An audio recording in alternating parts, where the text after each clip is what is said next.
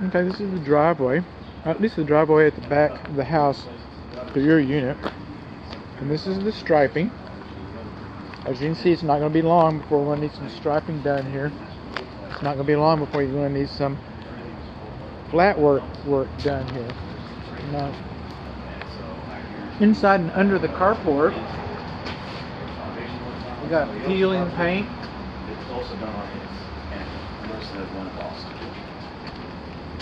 Coming in.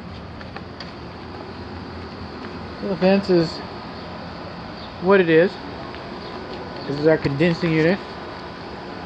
I'm not sure about the age of it. It's a 3-ton system. It's 410A. 410A is no longer manufactured in the United States, no longer legally imported in the United States. They do have stockpiles of it, but eventually it'll become more expensive. Okay. The condensing unit is supposed to be further from the house than 12 inches so air can circulate around it. Looks like we've got some hail damage on our coils. The foundation pad is supposed to elevate the condensing unit a minimum of 3 inches above it. We should have a rain diverter up here to keep the water from crashing down and causing the condensing unit to age out prematurely. That's a nice robust insulation on our low pressure refrigerant piping, but it doesn't go all the way into the unit and it doesn't go all the way into the house. This should be everything that's exposed should have been insulated. These are our Schrader valve caps. Look that up in the dictionary. Okay? But those refrigerant piping service valve access port caps should have been anti-theft caps. So the wrong kind of insulation over there, no insulation over there, wrong kind of caps.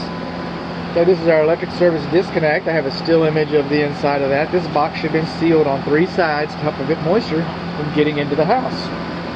There's an electric conduit right there, and that should be better supported. This guy right here should be better supported. That's for the condensing unit right now, but now we're going on. We're going to look at the house here just a little bit. We got stucco and siding, and a lot of our vertical trim boards are rotting. Okay, and then on the stucco over here, I mean, we got, and even some of our fascia board right in here is rotting. Oh, but you're supposed to look at the, just supposed to look at the inside. I know. I'm supposed to just look at the inside. This stucco going around here, okay, and then the window frames. Look at the window frames. These are single pane aluminum frame windows. This window is screwed shut. Look at the window frame over here. There's a little rot on that. Okay, the gaps in the sealant and stuff. Now, stucco is a very good building material if it's installed right, and it hardly never is. Hardly ever is. That's concrete stucco, but what you're supposed to have is a weep screed. And apparently we're getting some rot that was showing up, but for some reason somebody felt like it'd be a pretty good idea is to elevate this and just put all this all around the ugly parts and just kind of cover it up, smooth it over, make it look a little nicer. Okay, all this has been parged. Alright, well, what happens when you parge it like that is that any moisture, because all walls leak because this light's not sealed. Alright, we do not have kick-out flashing here, you know, so without the kick-out flashing, our fascia board's rotting out. You can see the water stains coming down, and all that stays inside the wall because it can't get out.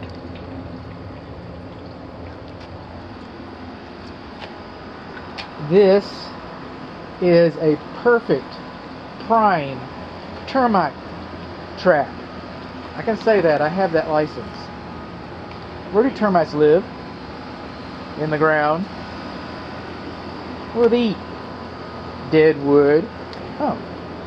I mean, the wood that's made out of our house? Yeah, dead wood.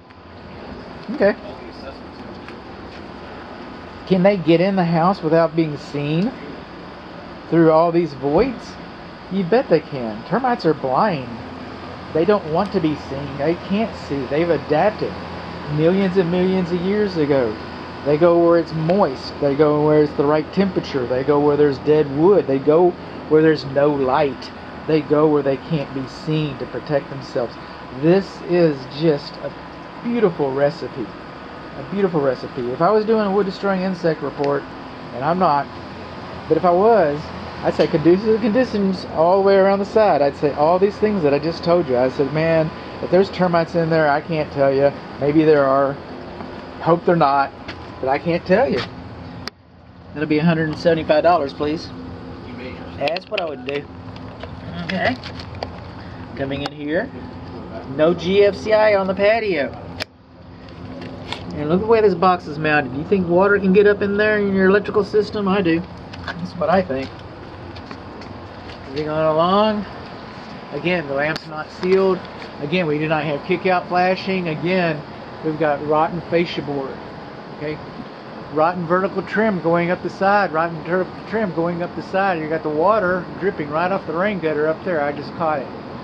This one over here, water comes down here, it's leaking. Wow, that's kind of opportunistic. Well, it sure is, because of the downspout goes uphill. This way you kind of got the, it's called the roller coaster effect. So no, okay.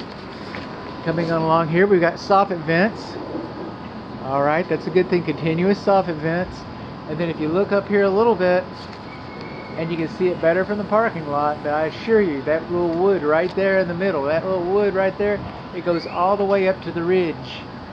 You got a big old board just that they just plastered up there to cover up something. Use your imagination.